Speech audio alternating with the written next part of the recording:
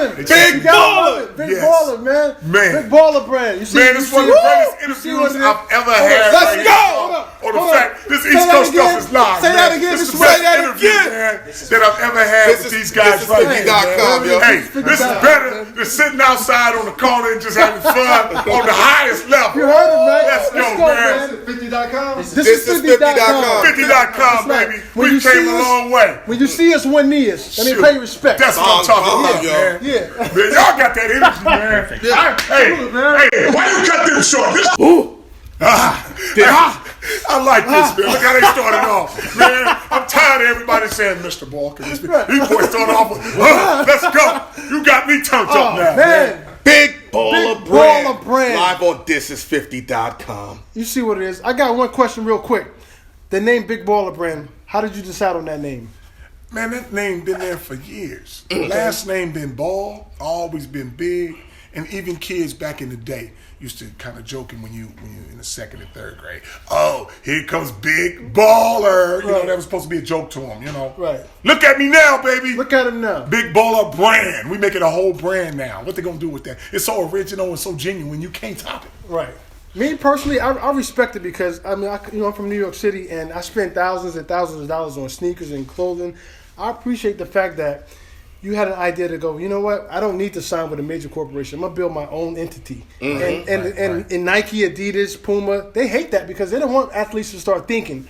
What's your thoughts on that? They hate that on the fact that they've been giving us, you know what I mean by us, with all the talent and all the goddamn running and jumping in the shoe. They've been giving us crumbs, man. Crumbs, right. I don't want no crumbs. I want the whole cake. I want the whole cake. So that was our vision, man. Me and my brother put this together and said, you know what, man? I tell you what, our whole cake is going to be bigger than the crumbs that everybody else is getting. Right. Even if our cake is only this big, it's still our whole cake. Whole cake, right. So that's how we living at it. Salute. Where does the personality come from? Because, you know, let me explain something to you. You know, this is 50.com's 50's website, and they've, you know, mirrored how you gangstered the industry the same way 50 came in. Like, where does that come from, man? Do you see any similarities? And you know where it comes from. Come on, man. It comes from people that's been raised in the hood. Where you gonna get that? You're not. If I'm raised in Beverly Hills, man, I'm gonna go a different route. I'm gonna do some other things, man. It's just like anybody. If you want an alpha dog, you better go to the hood to get him. That's where the best monsters come from. Is they from the hood, right? And then they develop into something that's great. But like I said, a lot of people don't get that. So we had that mindset, like, man, I'm going to get mine. It's just in different venues that we do it in. You know what I'm saying? Right.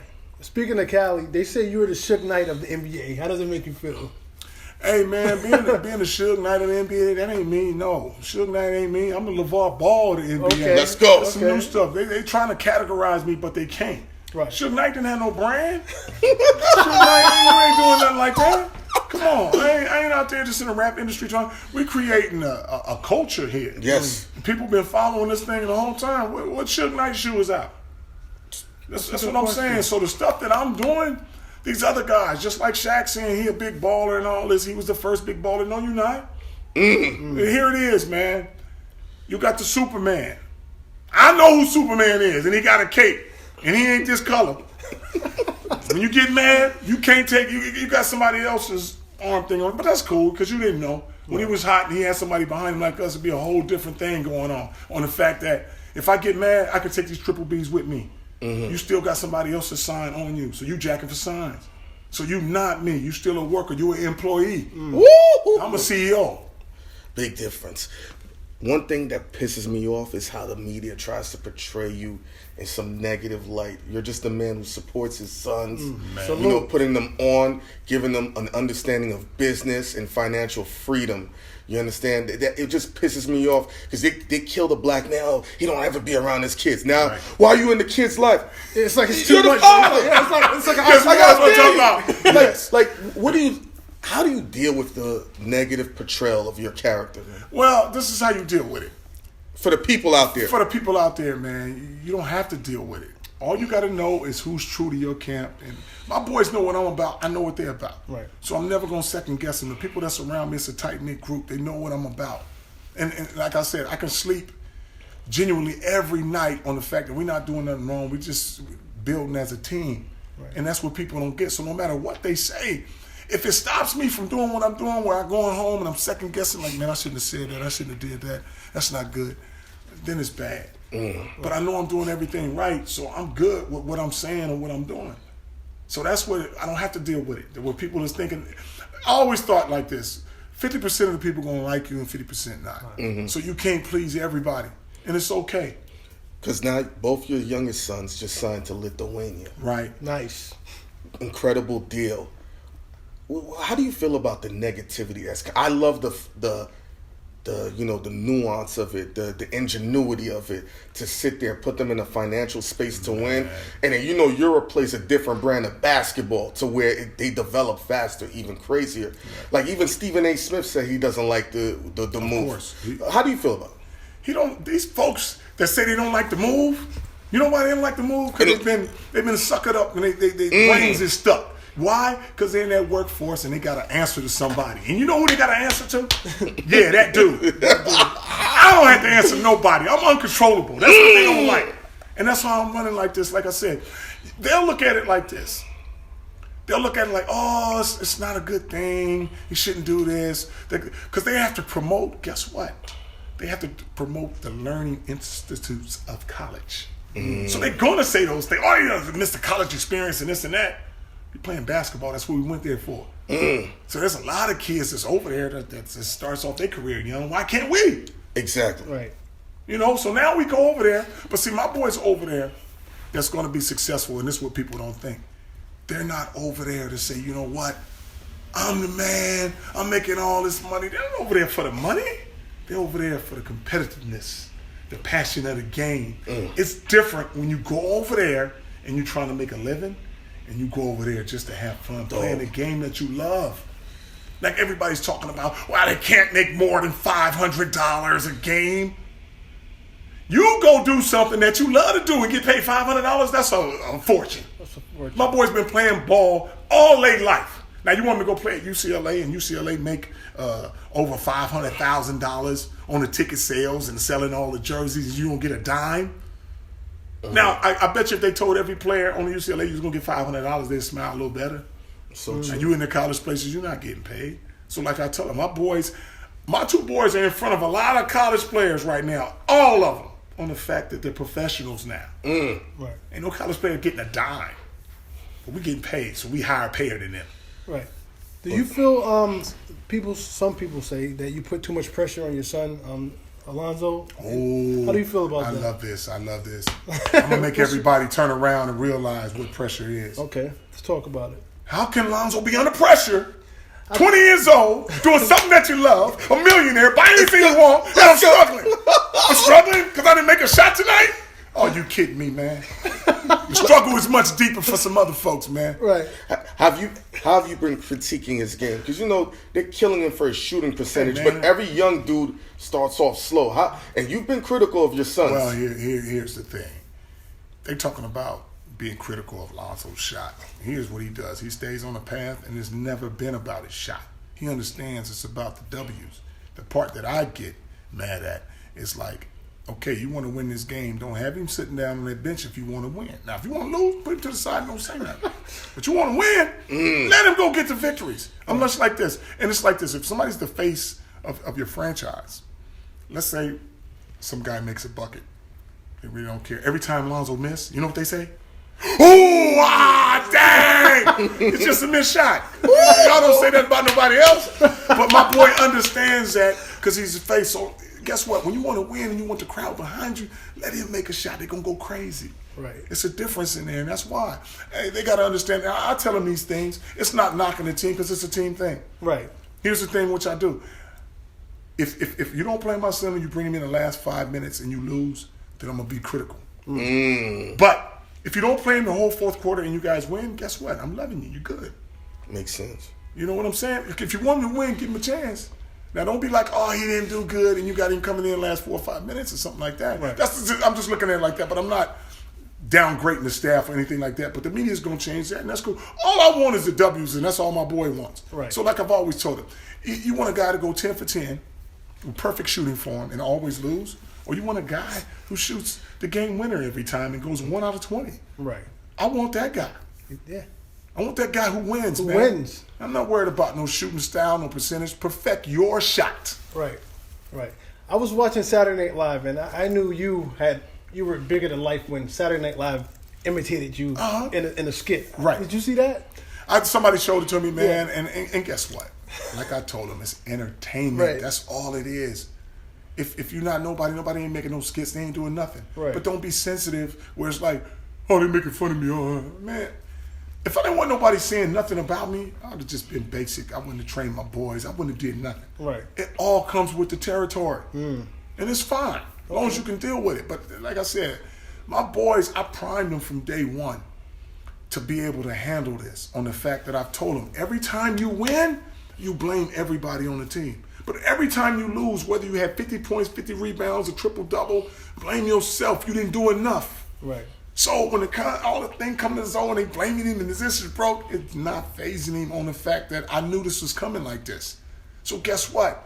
Just as everybody's praising you, it's going to be people knocking you. So they got to find something right now. And I've told him this, son, you never can have a bad game. You know why? Because you do too much. Right. Shot block. Oh, he don't play no defense, but he get 4 blocks, 3 steals. What? That ain't defense? That's some incredible stuff for a guard that you guys have, but he's been doing that all his life. Right. So it's beautiful to watch him play. Recently, you know how everything happened overseas. What I want to know what happened, honestly, is how did your family help your second youngest, Jello, get through it, get back to America? What people didn't see. What people didn't see is when I found out on the way over there on the plane, that's when they told me. Mm-hmm. And then as soon as we touched down, I talked to my brother and I said, you know what? They're doing a reality show right now, but let me bring you to the side and let you know what's going on.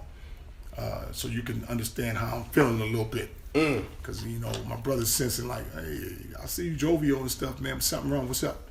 I said, you know what? They got Jello detained. He left me that minute and said, I'm on it. And he got ties over there with people in China and Hong Kong and said, yo, this is the situation. We need to get something going right now. And once my brother does that, I feel at ease. Mm-hmm. And, you know, and everybody tries to take. Here's the thing about the situation. I never raised Jello to be like that. I don't know why he did it. He don't know why he did it. But I'm not going to jump on him and be like, son, you shouldn't have did that. That's overkill. He already know. So it's like something that he did. He don't even know why he did it. And let's go beyond that and keep on moving and try to fix the situation. And just like I told him before this, I said, you know what? It's going to take some time. I really don't care for you to. Your character is already fine, but you got to understand the jokes that come with this and the other little things. And people know you're not about that, but stuff is coming like that. Just be ready for it and be strong. But we're going to help you, and it's good. It's not like everybody says this is the proper political thing to say, oh, yeah, this is good for him. He got to learn. No, he learned before he did it. Jello is not going to learn anything from this on the fact that he learned before he even got into it. It's just a bad decision that he made at a young age. And it's like both of my boys have done something stupid before. He was the only one that hasn't done anything wrong. It was just a matter of time. And it just so happens he's lucky that it happened when we were over there. Mm-hmm. And I expect that, man. We all did some stuff that you want to regret and be like, but if that's the worst thing my son has done, is try to slide some shades in his pocket. He didn't go hit nobody in the head with no hammer or had no gun and say, man, I'm sorry now. It was victimless. So that's the way I look at it. And people got mad at me because I said it's not a big deal. On the fact that when you raised in the hood stealing some shades and you give him back and confess, that's a big deal. And your buddy, dude that you grew up with balling, want to retaliate on the gang for talking crazy, go up and shoot the whole town up, and now he got to go to jail for life and people after him? And you talking about that's serious? Come on, man. Coming from the hood is more dangerous than that. Way more. So I'm looking at it like, you got them dudes to say, you know what, we don't give a F. We going out blazing. Dope. That's a different type of, oh, you stole that. You know, China gonna give it to you, man. You might have to stay up in here for a minute. I got you. Wow. So, real quick, not to touch on that real quick. So the president got involved in that situation, and he's basically saying that he got your son out, and you should apologize to him. How did you feel about him? Man, you know it's a PR move. You know it's a PR move on the fact that why'd you come over there in the first place? It wasn't like you was chilling in the U.S. and be like, you know what? They got 3 Americans over there, man. Let me go see what's going on. Right. Now, how you gonna go do something without going to the head of anybody? You ain't met my son. You ain't shook my hand. You ain't did nothing. And all of a sudden, what are you over there for? They didn't even talk about why you was over there. You should have said something about that. The first thing I got him out. I told him to be lenient. Somebody could have went up the street and said, hey, man, don't be so hard on Jello.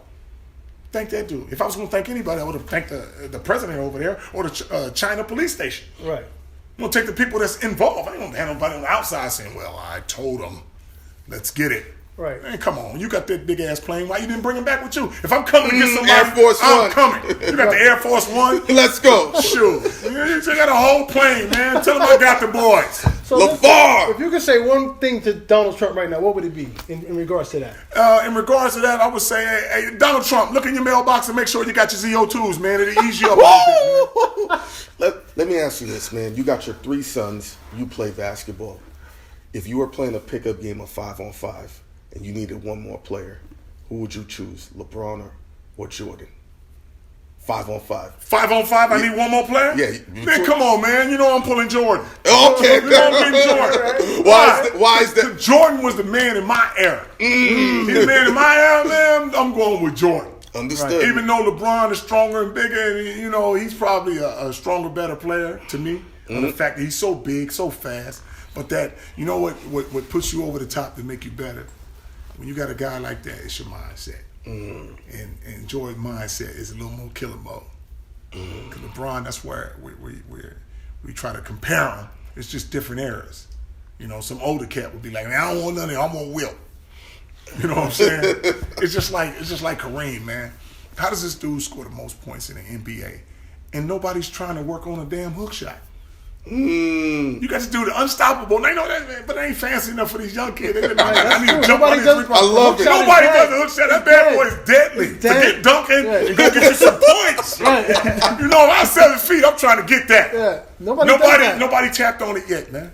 That's true. Let's talk promo real quick on the availability of the Big Baller Brand sneakers. Yes. Stay in your lane. I see the shirt. Stay in your See the lane. shirt. Stay in your lane. See, not saying we could be creative whatever we do. No, we understand. You know what I'm saying? I get it. You know, but like people say, stay in your lane, man. Right. Check it out. If you don't stay in your lane, what happens? You get into a wreck. That's Exactly. like a warning sign. You get ran over. You get ran over. But if everybody stay in their lane, we're going to get right where we want to be and have a good time, man. You know what I'm saying? How can kids get these shoes, or adults or ball players, if they want to get in contact and get the shoes? Man, they got to go to bigballerbrand.com, man, and order the shoes online, man. Okay. It's like this. We treating the shoe from day one like a Rolls Royce. And Dope. I get it. Hey, here's the thing. On a Rolls Royce, you'll never see them, no commercials on TV. Never seen one in my life. You never seen them on sale. How they stay in business? You know what I'm saying? We don't get it. We're not worried about selling 10 million pairs and saying, yo, we got them all for $100, make $10 million. Nah, we need exclusivity. I love it. You know what I'm saying? If people who want the they go get it. Right. Hard workers, they go get it. But we ain't gonna never order 10,000 pair of shoes and only sell 2,000, and the other 8,000 we're gonna have price, gotta have a sale. And they at Marshalls. You ain't gonna never have us like that, because we not like that. You don't never see Rolls Royce talking about, hey, come in here, half price sale, we trying to get these 16s out of here. You ain't got nobody doing that. Them motherfuckers stay on there until you come get them. Right. And no, they pre-order, man. Ain't nobody even thought about that lane right there. And like I tell them, this is the best thing about the shoe. It's a price that we came up with that's ours. All these guys endorsing these shoes, man, they doing all the running and jumping and making the shoe go up. And they ain't got no concept of it. The owner never came to them and said, how much do you think your shoe that you're promoting is worth? Right. They just throw it out there. That's 80. That's 120. That's 160. Right. Wait, man, but I've been performing. Y'all ain't doing nothing but sit in the boardroom. You're going to come up with a price, man. Come on, man. Right. Give me something. So I got them right where I want. I know a lot of us on our side, you know, we don't understand our self-worth. So they give us a little bit of something and we think it's something. It's something. Oh, right. dope. You know what? It's just like, you know, sometimes we have these disasters, what I mean in the world. And then, you know, what comes online is they talk about, oh, this person donated $1 million. This person donated $2 million. Everybody like, dang, that's a lot. But they got over 4 or 5 billion. Why don't you donate 100 million? You ain't going to debt with all that money. Right. If you can give it like that, why you only? Here you go a little bit. Here you go a little bit. Just like my brother told me, man. He told me something that I was like, man, we go to Nike, man. They're gonna love us, man. They're gonna get us. He said, Lavar, let me tell you this before we get rolling. They not giving us that money. Right. And I was like, why? They got it. He said, exactly. But there will something in them won't allow them to give us, and you know what I'm talking about by us, $1 billion. I can have $20 billion, but I'm not giving it. One, I'm not coming off that. So guess what? We got to get our own, man. Got our own. We're about to wrap this up. I got one question. Yes. Top 5 greatest players you've seen with your own eyes in the NBA. Top 5 greatest players I've ever seen. Magic. Michael Jordan. I have to say Shaq. Shaq's strongest one ever out there, man. Yeah. Regardless of position. Regardless of this is what I'm talking about. Changers like that. Kobe. Kobe's one of them, man. For the smallest little guy to ever play the game, that AI, you can't leave that boy out. You can't leave that boy Shout out out. to AI. You can't leave that boy out. Exactly. I'll tell you something though. I saw a guy, it just not in person play, but just seen some clips of him. And you guys know him even out here, man. Just went the wrong road. That Michael Ray Richardson. That dude played on the Knicks. When I watched him do some things, I was like, he was giving it to him, but with the vices that he had, that they never could pan out. But I was, when you look at a certain few moves that he did on some of these players, I was like, he was cold. Right. He just didn't have. He just didn't have it. If I was his father, he would have been the greatest. Boom. What's your expectation for Zoe? My expectation for Zoe has always been the same expectation I had for him, which is be the best player ever. And the only people that are going to compete with that is his brothers. So they I love it. Big baller. Big baller, man. Big baller brand. You see, man, it's one of the greatest interviews I've ever had. Let's go. On the fact, this East Coast stuff is live. Say that again. This is the best interview, man, that I've ever had with these guys right here. Hey, this is better than sitting outside on the corner and just having fun on the highest level. You heard it, man. Let's go, man. 50.com. This is 50.com. 50.com, baby. We came a long way. When you see us, one knee is. Let me pay respect. That's what I'm talking about, man. Yeah. Man, y'all got that energy, man. Hey, why you cut them short?